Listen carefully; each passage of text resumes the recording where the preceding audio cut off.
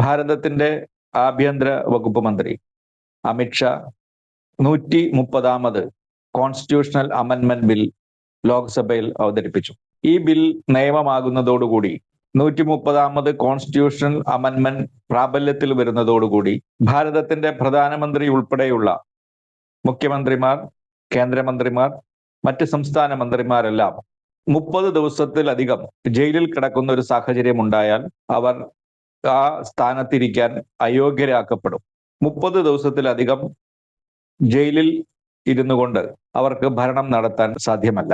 നമ്മുടെ ഭരണഘടനാ ശില്പികൾ ഭരണഘടന നിർമ്മിക്കുന്ന സമയത്ത് ഈ നിയമസഭയിലും അതുപോലെ തന്നെ ലോകസഭയിലുമുള്ള ജനപ്രതിനിധികൾ ഒരിക്കലും വലിയ വലിയ കേസുകളിൽ ഉൾപ്പെടുകയും നീണ്ട ജയിൽവാസം അനുഭവിക്കുകയും ആ അനുഭവിക്കുന്ന സമയത്ത് ജയിലിൽ ഇരുന്നു കൊണ്ട് ഭരണം നടത്തുന്ന ഒരു സാഹചര്യം ഭാരതത്തിൽ ഉണ്ടാകും എന്ന് സ്വപ്നത്തിൽ പോലും കണ്ടിട്ടുണ്ടാവില്ല.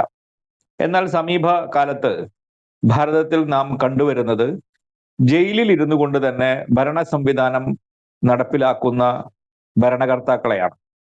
അത് നിർത്തലാക്കുക എന്ന ഉദ്ദേശത്തോടു കൂടി 30 ദിവസത്തിലധികം ജയിൽവാസം അനുഭവിക്കുന്ന ഏത് മന്ത്രിയായാലും ഈ പ്രധാനമന്ത്രി ഉൾപ്പെടെയുള്ള എല്ലാ ഭരണകർത്താക്കൾക്കും 31ാമത്തെ ദിവസം മുതൽ അവരുടെ സ്ഥാനത്തിന് യാതൊരു നിയമപ്രാബല്യവും ഉണ്ടായിരിക്കുന്നതല്ല.